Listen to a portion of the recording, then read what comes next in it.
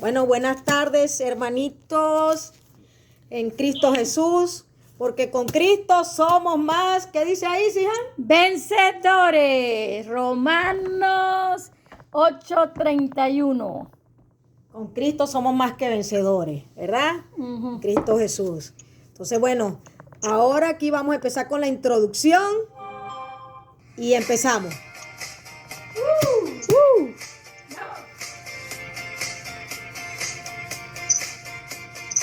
Eso.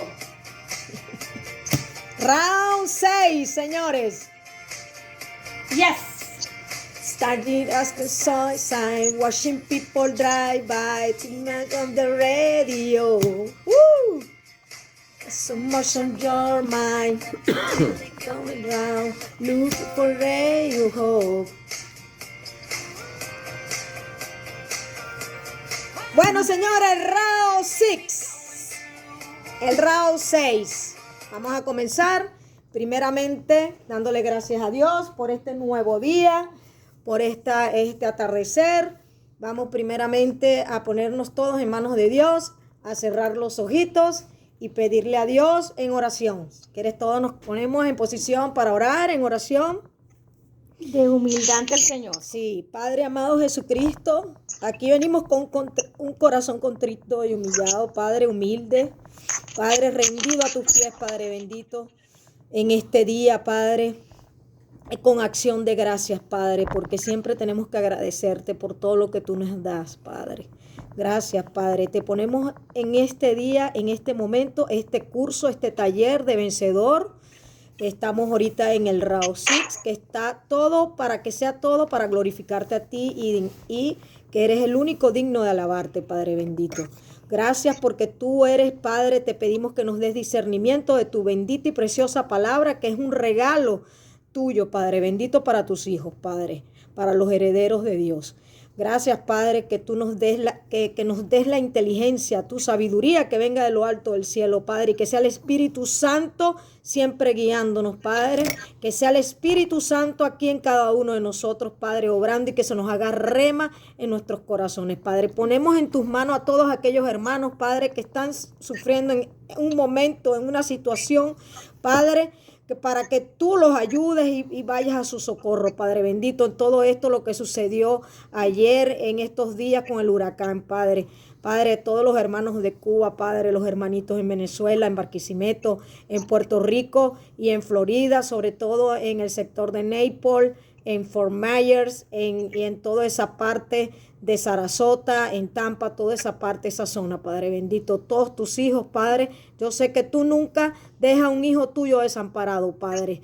Gracias, Padre, porque tú siempre nos proteges, Padre, y para ti sea toda la honra y la gloria en el precioso nombre de tu Hijo amado Jesucristo, que seas tú guiándonos y llevándonos en esta clase. Gracias, Padre bendito. En el precioso nombre de Jesús, amén. Amén. Bueno, los que tengan la Biblia en la mano, aquí el día de hoy vamos a dar el curso de lo que es Efesios 3. Pero antes de comenzar Efesios 3, yo quería darle una introducción que de lo que fue Pablo. Porque Pablo es uno de los que escribió la epístola de Efesios. Carta, sí. Entonces, dicen que hay muchos que podemos aprender de la vida de Pablo. De hecho, la mayoría de parte del Nuevo Testamento, el nuevo pacto de nuestro Padre amado Jesucristo, fue escrito muchas epístolas por el apóstol Pablo. Y se dice que en ese momento él fue el último apóstol. Y por eso él siempre dice que era el más pequeño de todos, porque fue el último. Entonces, allí es lo que encierra todas esas hermosas cartas y que son inspiradas por el Espíritu Santo, porque toda la Biblia es inspiración de nuestro Padre amado Jesucristo, desde el principio hasta el final, desde Génesis hasta Revelación, hasta Apocalipsis. Entonces, aquí vamos a entregarnos en la mano de Dios. Entonces, como dice Pablo, aquí Pablo, él trata de, cuando él empieza a escribir esta carta de Efesios, él estaba preso. Él estaba preso en Roma. Pero antes vamos a retroceder un poquito para darle un resumen breve. ¿Quién era Pablo? ¿Quién era Pablo? Pablo primero, él era hijo de unos, aquí podemos decir, Pablo realmente nació como el nombre de Saulo. Y él nació en Tarso, de Cilicia, alrededor de los años 1 y 5 después de Cristo, en una provincia en la esquina sureste de la moderna Tersus, que eso es ahora lo que es Turquía. Esa parte donde nació Pablo es lo que es ahora se llama Turquía. Él era del linaje de la tribu de Benjamín y de ascendencia hebrea. En Filipenses 3, 5, 6, sus padres eran fariseos. Por lo tanto, Pablo en ese momento llamado como Saulo, él era fariseo. Nacionalista, judíos fervientes que se adhirieron estrictamente a la ley de Moisés, que intentaban proteger a sus hijos de la contaminación de los gentiles. Y ahí es donde vamos a hablar, porque nuestro Padre amado Jesucristo es tan hermoso. Imagínate cuando allí Dios le da la entrada a los gentiles para que fuéramos salvos, pero todo es un plan de nuestro Padre amado Jesús, para que nosotros seamos salvos, que ya lo somos antes de la fundación del mundo. Entonces, Era un plan de Dios. Claro, antes, cualquier cosa de origen griego habría sido despreciada en la casa de Saulo. Sin embargo, él podría hablar griego, él hablaba varios idiomas. Griego y su latín era aceptable, hablaba latín. Su familia habría hablado en arameo también, un derivado, dice, del hebreo antiguo, que era el idioma oficial de Judea. La familia de Saulo eran ciudadanos romanos. Pablo era un ciudadano romano, pero veían a Jerusalén como una ciudad verdaderamente sagrada y santa. Eso está en el libro de Hechos 22, del 22 al 29. A los 13 años, Saulo fue enviado a Palestina para aprender de un rabino llamado Gamaliel, con quien Saulo dominó la historia judía, los salmos y las obras de los profetas. Su educación continuó durante 5 o 6 años mientras aprendía cosas como analizar minuciosamente las escrituras. Eso está en Hechos 22, versículo 3. Era abogado también. Fue durante este tiempo que él desarrolló un estilo de enseñanza de preguntas y respuestas conocido en tiempos antiguos como la diatriba.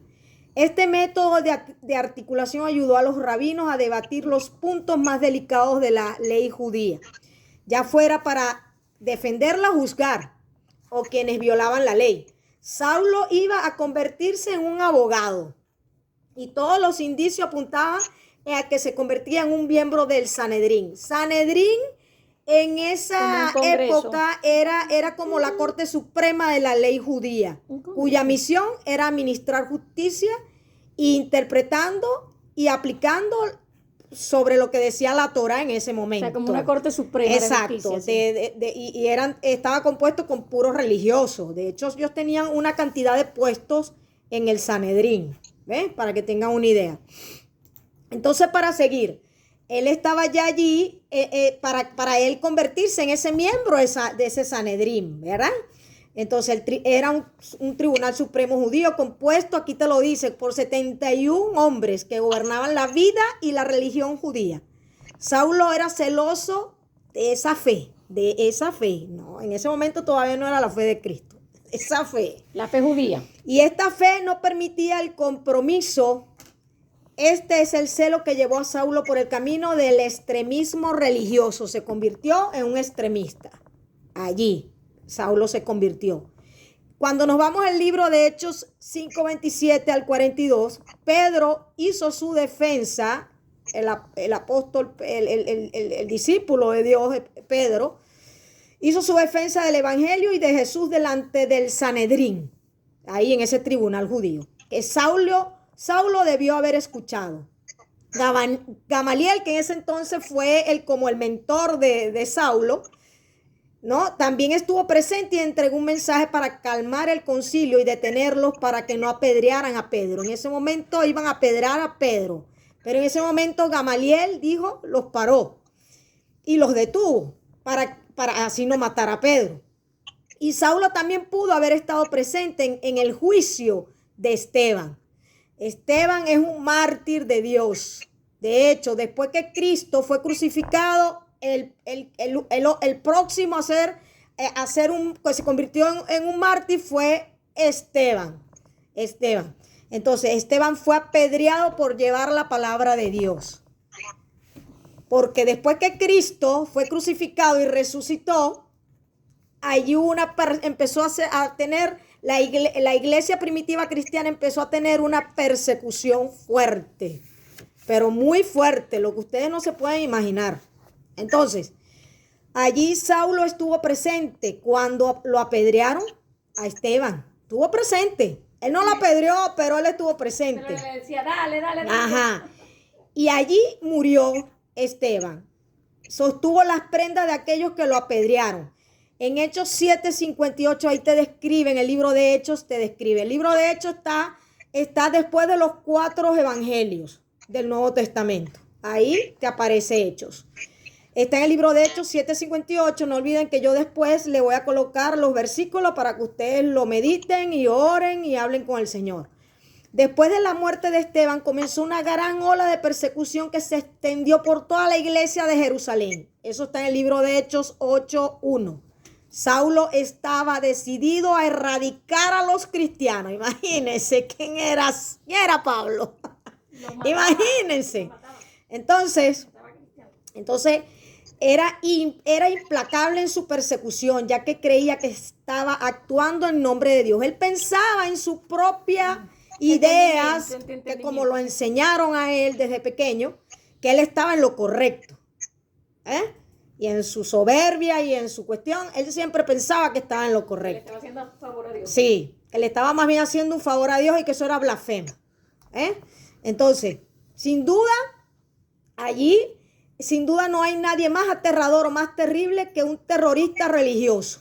Eso es lo peor que hay. Y lo hemos visto en muchas ocasiones como los religiosos han hecho desastre en la humanidad. El extremismo, ¿verdad? Ahí nos damos cuenta. Lo que pasó en Irán.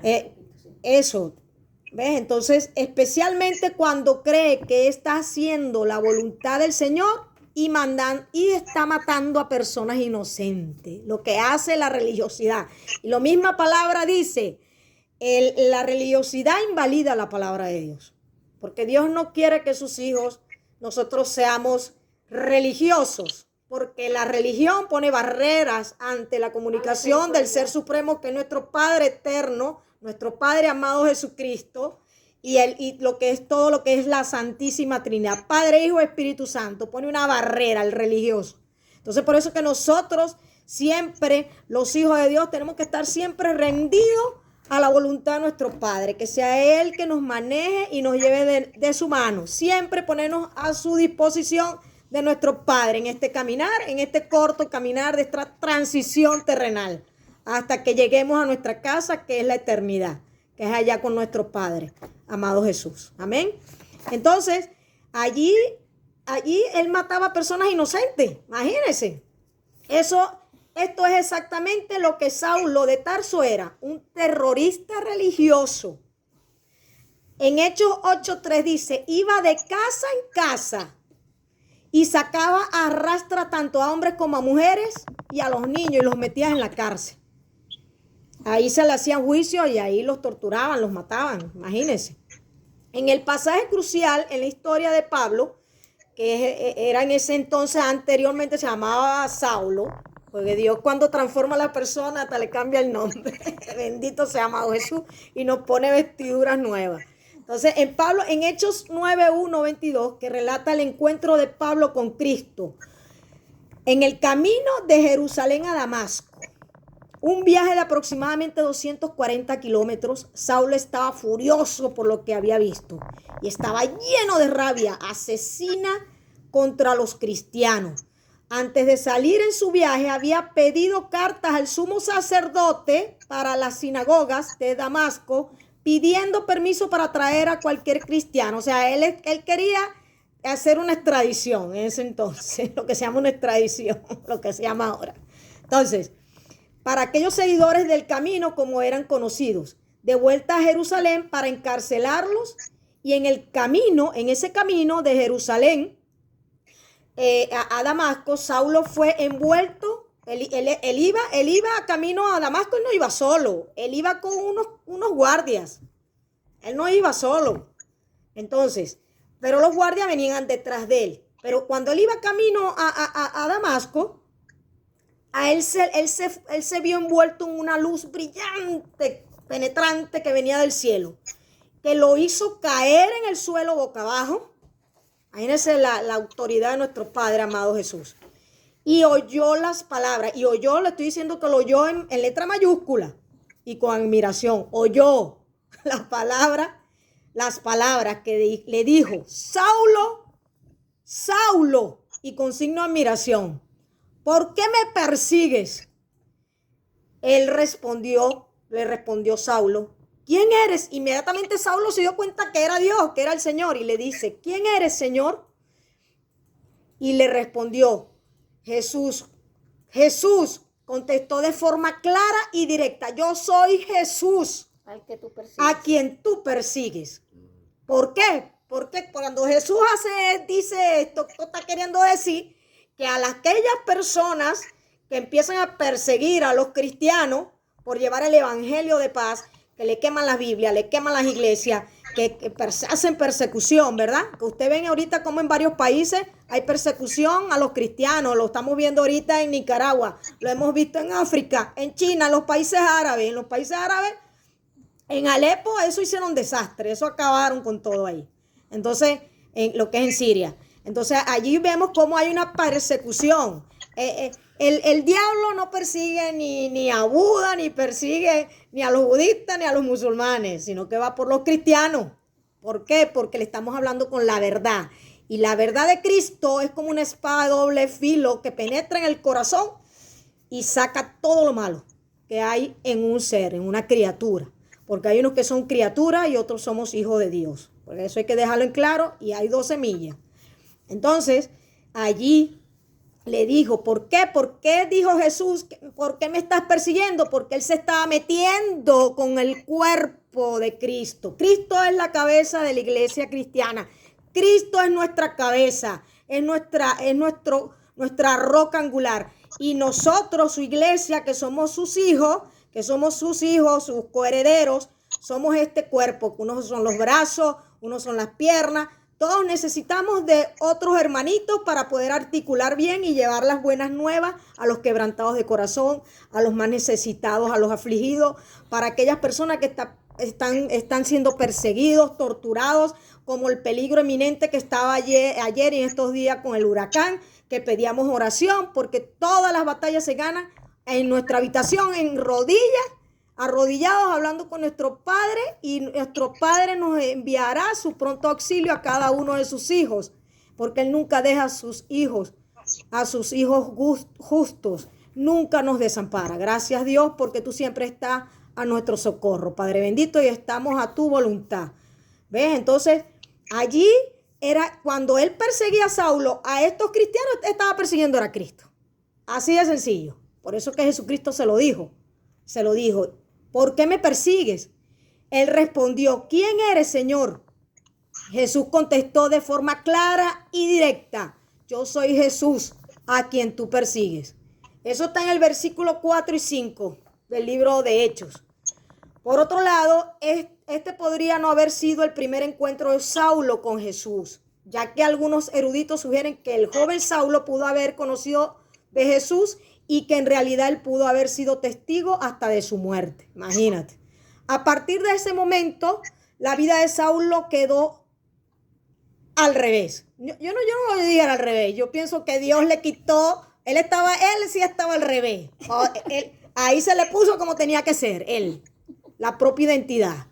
Entonces, la luz del Señor lo cegó. Y mientras él viajaba, tuvo que depender de sus soldados, de los compañeros que iban con él, los soldados, siguiendo las instrucciones de Jesús. De hecho, los soldados escucharon hasta una voz que estaba hablando con Saulo, pero esos soldados no lo vieron. ¿Ves?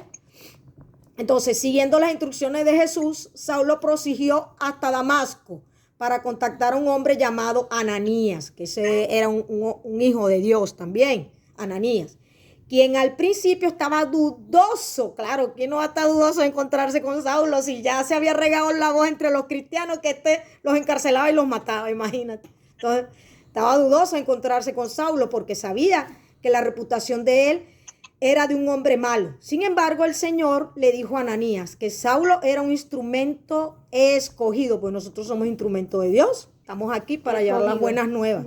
Somos escogidos, somos instrumentos, somos sus siervos, estamos para servirle al Señor en este transitar, ¿verdad? para llevar su nombre ante los gentiles y los reyes y los hijos de Israel. En Hechos 9:15 está ese versículo. Y padecería por hacerlo en Hechos 9:16. Ananías siguió las instrucciones. Ananías lo que tuvo que hacer es obedecer a Dios. Más nada. Del Señor, y encontró a Saulo, a quien le impuso las manos y le habló de la visión de Jesucristo. A través de la oración, Saulo recibió en ese momento al Espíritu Santo. Uf, grandioso. Aquí sabemos, todos nosotros, mora con nosotros el Espíritu Santo, todo tiempo. Entonces, eso está en Hechos 9:17. Y recuperó inmediatamente la vista. En la Biblia te describe claramente cómo a Saulo se le quitaban las escamas de la vista. Porque él andaba, supuestamente él veía, pero en realidad estaba ciego, indudablemente. Entonces, recuperó la vista y fue bautizado. Eso está en Hechos 9:18. Saulo pasó inmediatamente a las sinagogas y proclamó a Jesús como el Hijo de Dios, inmediatamente, después que pasó esto. Eso está en Hechos 9:20.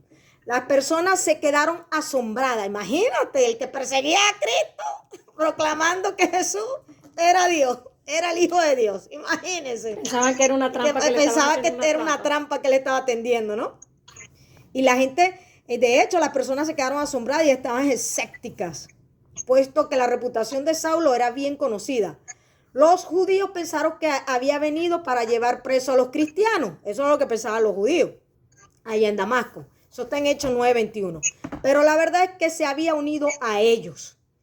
La audacia de Saulo aumentó debido a que los judíos que vivían en Damasco fueron confundidos por los argumentos de Saulo. Los judíos se empezaron a confundir.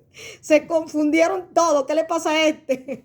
Entonces, quien estaba demostrando que Jesús era el Cristo. Eso está en Hechos, en el libro de Hechos 9:22. Saulo pasó un tiempo en Arabia, Damasco, Jerusalén, Siria y su natal Cilicia, que eso está en Turquía en estos momentos. Y Bernabé, que era otro servidor, consiguió su ayuda para enseñar a aquellos en la iglesia de Antioquía. Eso está en Hechos 11:25. Curiosamente, los cristianos expulsados de Judea por la persecución que surgió después de la muerte de Esteban, fundaron esta iglesia multirracial. Eso está en Hechos 11, 19, 21.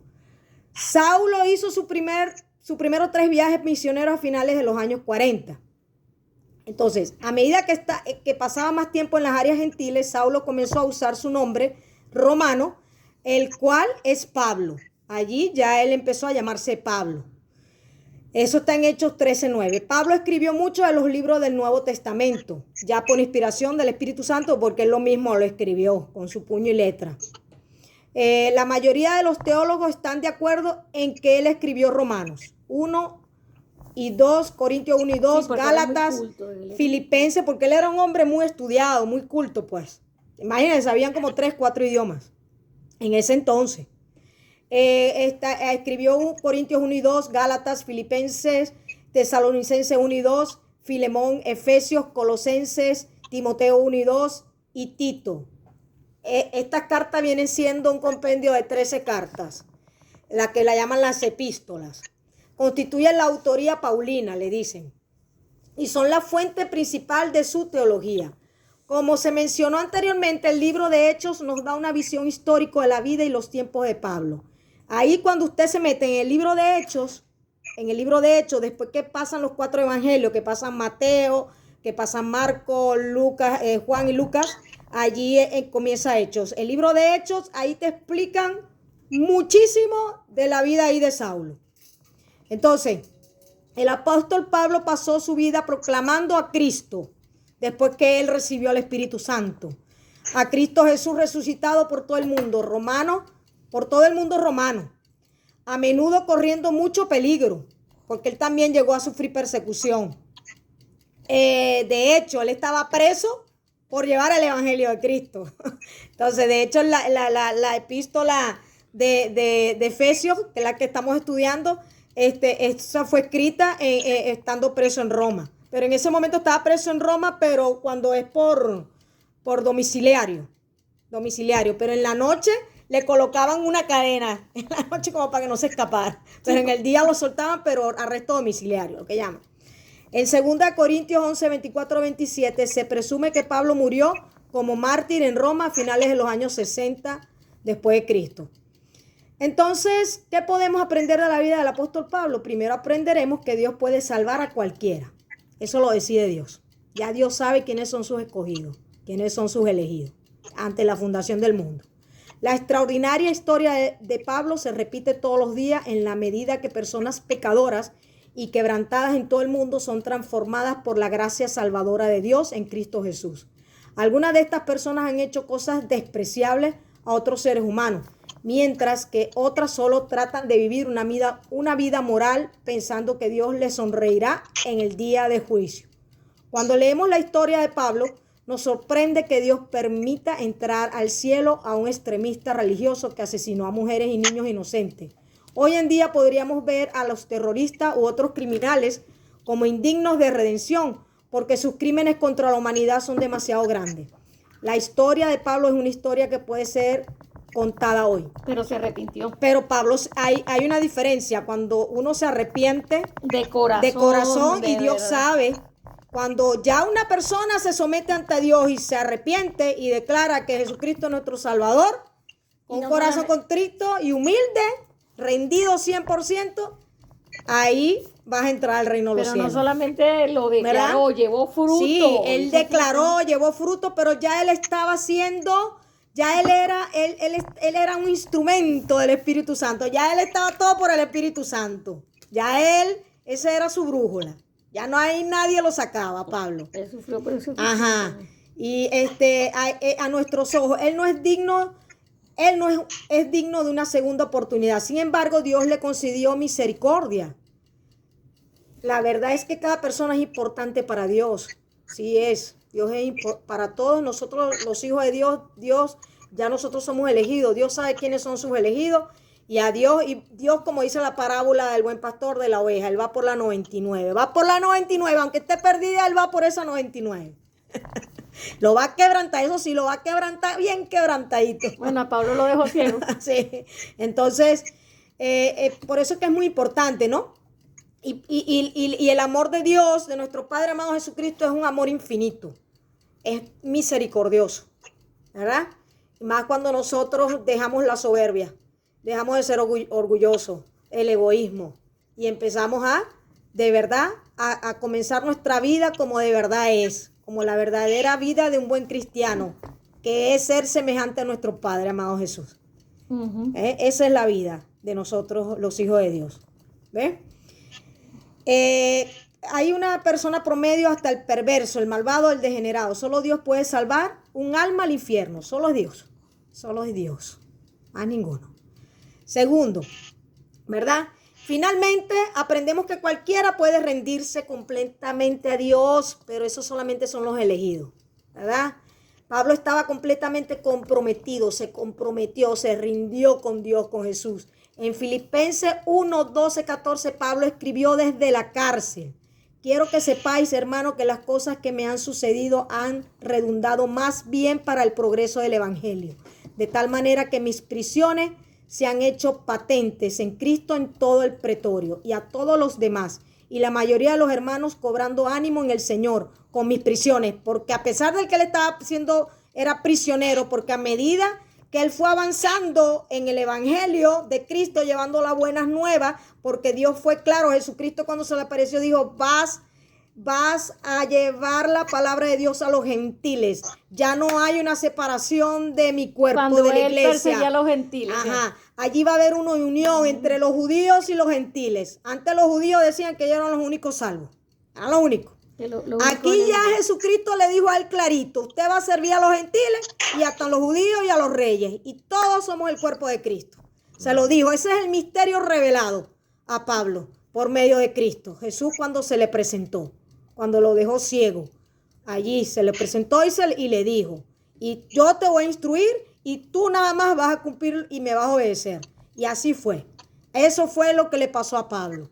Entonces, ya cuando él decía que ya en otras prisiones, ahí ya estuvo en otra prisión que estuvo más fuerte, que hasta lo tenían metido debajo tierra en una cárcel. Allí Él allí estuvo allí bien preso y también bien torturado. Pero él con todo eso él le decía a las iglesias, le escribía, porque siempre iba Lucas, que era un médico, y le llevaba lápiz y papel. Y él se llevaba las cartas para darle ánimo a la iglesia, porque para que la iglesia de Cristo no perdiera las esperanzas. Pero todo era escritura inspirada por el Espíritu Santo, para que no perdieran la esperanza en Jesús, su iglesia. Y a medida de ese tiempo, la iglesia creció tanto gracias a esos evangelios tan preciosos. Gracias, Jesucristo, por darnos esos hombres que te sirvieron a ti y llevaron tus buenas y levantaste al quebrantado del corazón. Que no les importaron que los romanos lo metían hasta en esos coliseos y eran comidos por leones y ellos estaban allí decididos que seguían siendo cristianos. No daban su brazo a torcer y tú les dabas la fortaleza, Padre bendito. Gracias, porque esos mártires siguen, Padre bendito, clamando, Padre, por justicia, porque yo sé que tú muy pronto vas a venir y vas a hacer justicia aquí en esta tierra, Padre. Gracias, Padre, porque tú eres un Padre bondadoso y misericordioso, Padre. Y ya tú tienes a los elegidos, a los hijos de Dios. Gracias por tus promesas y que cada uno sigamos llevando el evangelio de paz a cada uno de las familias de nosotros, a la familia en Cristo Jesús. Entonces todos los demás y la mayoría de los hermanos les daba ánimos con esas cartas, esas epístolas tan hermosas, ¿verdad? Que ahorita nosotros nos las gozamos, las disfrutamos en el Espíritu Santo, ¿verdad? Allí tanto era así que ya él no hablaba sin temor, él no le importaba, a pesar de sus circunstancias, ¿verdad? Pablo alabó a Dios y continuamente compartió las buenas nuevas. Ahí lo pueden ver en Hechos 16, 22, 25 y Filipenses 4, 11 y 13. ¿Se acuerdan que siempre declaramos todo lo puedo en Cristo porque nos fortalece? Filipenses 4, 13. ¿Ah? Qué belleza esas palabras tan inspiradoras del Espíritu Santo para sus hijos, para su iglesia. A través de sus dificultades y el sufrimiento, Pablo conoció el resultado de una vida bien vivida para Cristo y había entregado su vida plenamente confiando en Dios para todo. Pablo escribió, porque para mí el vivir es Cristo y el morir es ganancia. Dice la palabra de Dios en Filipenses 1:21. Yo sé, eso es una palabra que a mí me encanta, porque para mí el vivir es Cristo en total, rendición total, 100. Y el morir es ganancia. ¿Por qué? Porque al morir ya uno parte con el Señor. Imagínate, ya es ganancia, nos vamos para nuestra propia casa, para la eternidad con nuestro Padre, ¿verdad? Podemos hacer la misma afirmación todo el tiempo, hermanos míos. Entonces, eso es lo que quería decirle de Pablo. Pablo después muere y muere de hecho, él muere cuando le cortan la cabeza. Entonces, no lo iban a quemar, pero no lo quemaron porque él tenía, en ese momento no lo pudieron quemar porque para los romanos él seguía siendo romano, como lo dije al principio.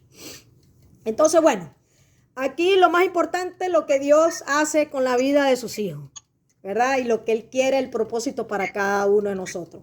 Entonces vamos a empezar a leer Efesios capítulo 3. Dice, ministerio de Pablo a los gentiles. Por esta causa yo, Pablo, prisionero de Cristo Jesús, por vosotros los gentiles, si es que habéis oído de la administración de la gracia de Dios que me fue dada para con vosotros, que por revelación me fue declarado el misterio, como antes lo he escrito brevemente, leyendo lo cual podéis entender cuál sea mi conocimiento en el misterio de Cristo. El misterio que en otras generaciones no se dio a conocer a los hijos de los hombres, como ahora es revelado a sus santos apóstoles y profetas por el Espíritu. Que los gentiles son coherederos, miembros del mismo cuerpo y copartícipes de la promesa en Cristo Jesús por medio del Evangelio, del cual yo fui hecho ministro por el don de la gracia de Dios que me ha sido dado según la operación de su poder. A mí, que soy menos que el más pequeño de todos los santos, me fue dada esta gracia de anunciar entre los gentiles el evangelio de las inescrutables riquezas de Cristo y de aclarar a todo cuál sea la dispensación del misterio escondido de los siglos en Dios que creó todas las cosas, para que la multiforme sabiduría de Dios sea ahora dada a conocer por medio de la iglesia a los principados y potestades en los lugares celestiales, conforme al propósito eterno que hizo en Cristo Jesús nuestro Señor, en quien tenemos seguridad y acceso con confianza por medio de la fe en Él. Por lo cual pido que no desmayéis a causa de mis tribulaciones por vosotros, las cuales sois vuestra gloria. Entonces yo le quería dejar hasta aquí este capítulo para yo explicarle. Cuando él dice en Efesios 3:1-5, por esta causa yo, Pablo, prisionero de Cristo Jesús por vosotros los gentiles, si es que hemos oído de la administración de la gracia de Dios que me fue dada para con vosotros, que por revelación me fue declarado el misterio, como antes lo he escrito frecuentemente leyendo, lo cual pueden entender cuál sea mi conocimiento en el misterio de Cristo, misterio que en otras generaciones no se dio a conocer a los hijos de los hombres, como ahora es revelado a sus santos, apóstoles y profetas por el Espíritu. Entonces, cuando Pablo dice que él, por causa, yo Pablo, prisionero de Cristo Jesús, por vosotros los gentiles, durante su prisión romana, Pablo estaba bajo arresto domiciliario. En esos días él tenía la libertad de andar por la casa bajo la supervisión de soldados. Eso ya lo dijimos ahorita. Pero cada noche era encadenado con un soldado para asegurarse de que él no escapara antes de su juicio delante de ese emperador de César. Pero él se miró a sí mismo como un prisionero de Cristo Jesús. ¿Por qué él se miró a sí mismo como prisionero de Cristo Jesús? Porque para él su jefe era Cristo, no César, no el emperador de ese momento, sino Cristo, siempre. Por eso que uno siempre tiene que decir mi rey, mi jefe, mi presidente es Jesucristo. Siempre lo tenemos que declarar, los hijos de Dios. Siempre somos sus hijos, Él es nuestro rey. Entonces él sabía que Jesús era el Señor de su vida. Eso nosotros lo tenemos que saber. Esa es nuestra identidad en Cristo. Nosotros tenemos que reconocer que nuestro Señor es el Señor, nosotros le pertenecemos. Y Él es el que nos gobierna y nosotros tenemos que rendirnos y decirle, Padre, yo te amo con todo mi corazón y con toda mi fuerza y con todo mi ser y con toda mi alma. Porque ese es el primer mandamiento y nosotros tenemos que poner a Dios siempre primero, ¿verdad? Y ya con esta declaración, ya Él decía que Jesús era su Señor de su vida y no el gobierno romano. Así que si Él era un prisionero, Él era prisionero de Jesús. Y Él lo dijo. No dijo yo era prisionero de los romanos, no, él dijo prisionero de Jesús. Lo declaró, él lo declaró. Y eso así que tenemos que decir nosotros, declarar que nuestro Señor de nuestra vida es Jesús. Siempre declararlo, dejárselo bien claro a todos esos principados y esas potestades, porque no tenemos lucha contra carne, sino contra huestes y de las legiones celestiales espirituales. Eso está en Efesios 6, 10, 11, 12, hasta el 6, 20. Entonces que más adelante vamos a dar una explicación de esa clase porque es importantísimo que aprendamos que estamos ahorita en una parte espiritual, una parte crucial de nuestra vida, este caminar para poder llegar a la eternidad en Cristo Jesús y manteniéndonos siempre firmes en Cristo Jesús. Y acuérdense lo que le mandé en estos días en Lucas, ahí en el grupo vencedor, que le mandé como Dios, Jesucristo le dice a su pueblo, como le decía que el diablo, como que nosotros somos como una vasija, un vaso. Y entonces si ese vaso nosotros todos los días no nos alimentamos con el Espíritu Santo, no nos alimentamos con la palabra de Dios, porque la fe viene, acuérdense, por el oír la palabra de Dios, lo dijimos en la clase pasada, en el round 5, por el oír la palabra de Dios, escuchar la palabra de Dios constantemente, todo día, todo momento, para no caer, para mantenernos firmes, porque la carne para nada aprovecha.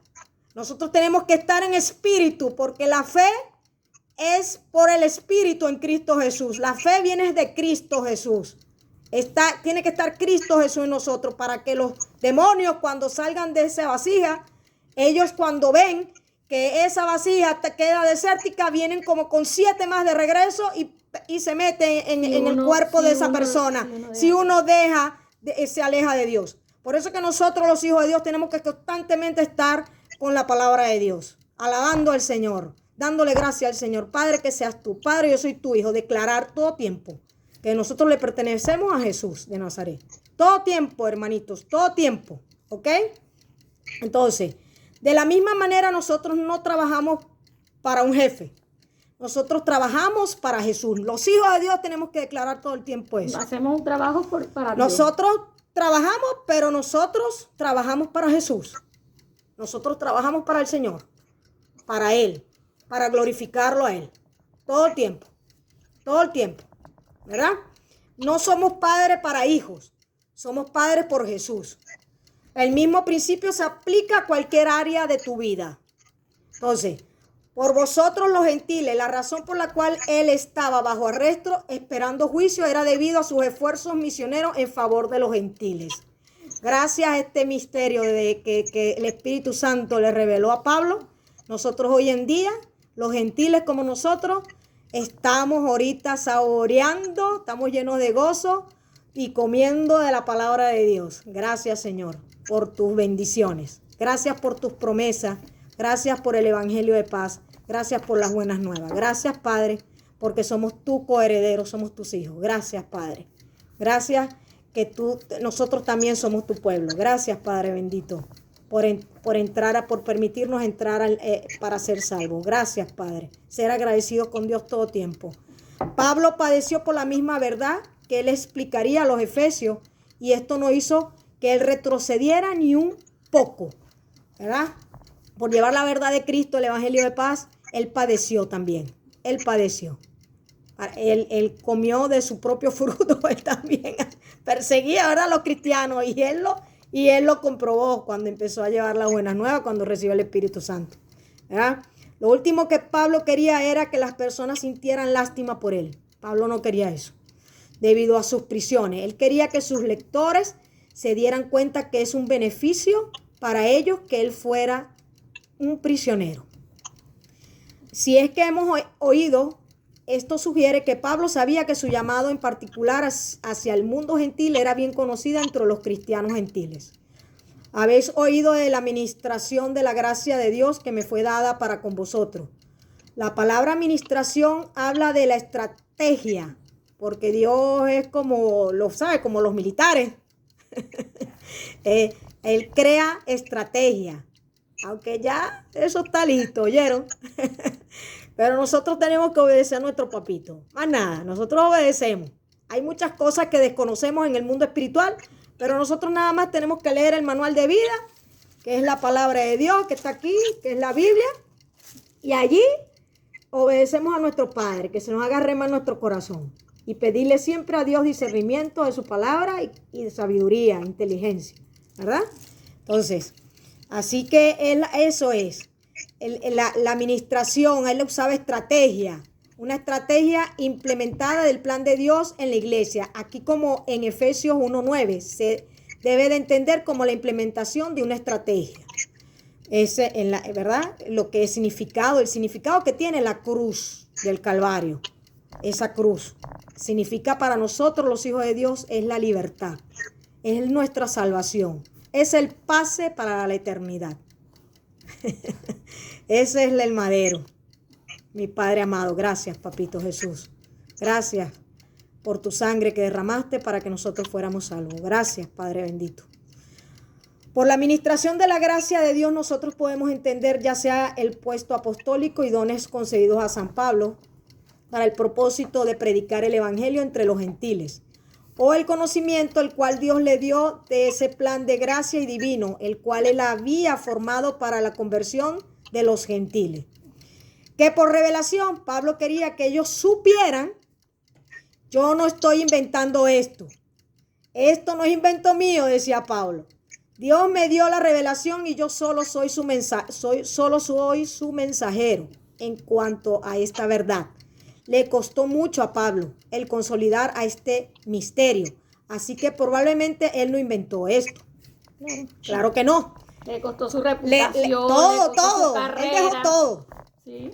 Es en sí sorprendente que Dios tomara a un hebreo de hebreos, imagínense, un fariseo. Qué increíble nuestro papito Jesús, bravo. Sepa glorificarse nuestro papá, indudablemente. Y un perseguidor de la iglesia a ser el ministro principal del misterio, el misterio de la obra del evangelio que reúne a judíos y gentiles en el mismo cuerpo de Jesús. Amén. Aleluya, gloria a Dios, Padre bendito. Gracias, Padre, te glorificaste. Para ti sea toda la gloria y la honra, digno de alabarte solo a ti, Padre bendito. Entonces, se le fue declarado el misterio. el principio que Pablo describirá es un misterio, pero aún así es desconocido para muchos, porque para los que no son hijos de Dios, sigue siendo un misterio. Todavía hay judíos que dicen ¿verdad? que Cristo no ha llegado. Entonces, sin embargo, nunca se sabrá si Dios no lo hubo declarado. Entonces, el misterio es algo, cuando vamos a buscar lo que significa misterio en el diccionario normal, secular, dice que es algo oscuro, secreto, un acertijo, lo que es misterioso. Que nadie entiende. Es inexplicable. Algo escondido. Aún incomprensible. La palabra griega mysterium, sin embargo, es diferente. Cuando lo llevamos al idioma griego o antiguo, dice es diferente, aunque es un secreto y ya no está guardado celosamente, sino abierto. Más simple, misterio es una verdad. En la palabra hebrea antigua significa verdad, la cual está escondida del conocimiento humano o del entendimiento, pero que ahora es hecha conocida por la revelación de Dios. Entonces, hermanito, vamos a dejarlo hasta aquí. Para la siguiente clase vamos a seguir hablando de este capítulo de Efesios, ¿verdad? Porque de verdad que es muy interesante. Vamos a seguirle pidiendo a Dios discernimiento de su palabra, su sabiduría y su inteligencia, para que Dios nos siga revelando sus misterios, ¿verdad? Para los hijos de Dios, el pueblo de Dios, y para que nosotros podamos seguir caminando con la fe en Cristo y ponernos todos en manos de Dios. Nos despedimos. Ante todo despedirnos, vamos a orar por si alguien quiere orar aquí por lo del huracán. Sí, yo quiero orar por lo que el Señor vamos, pues. Pues restaure todos los daños que pasó en Florida y que le dé consuelo. Ahora, pues. Señor, que le dé consuelo pues a aquellos. Querido Padre Celestial, te damos gracias por tu palabra, Padre, y porque todos estamos acá reunidos para alabarte, para bendecirte. Gracias por tu revelación. Gracias, Padre, por habernos elegido ante la fundación del mundo. Gracias, Padre. Y gracias, Padre, porque tú siempre nos cuidas. No se duerme, no se adormece. Sí, ni se adormece el que te guarda, Israel. Sí.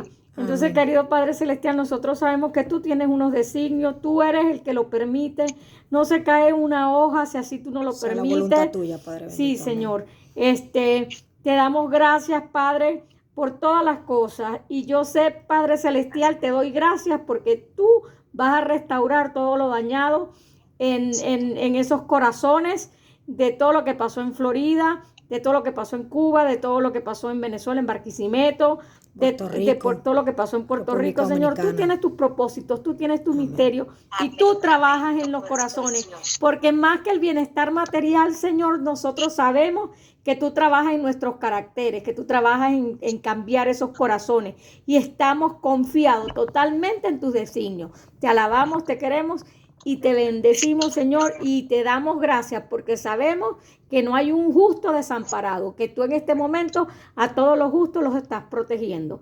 Gracias, Padre. Te pedimos en el bendito nombre del Señor Jesucristo, el nombre que está por sobre todo nombre, que le des consuelo a esos corazones afligidos en este momento y que muchos corazones se vuelvan a ti.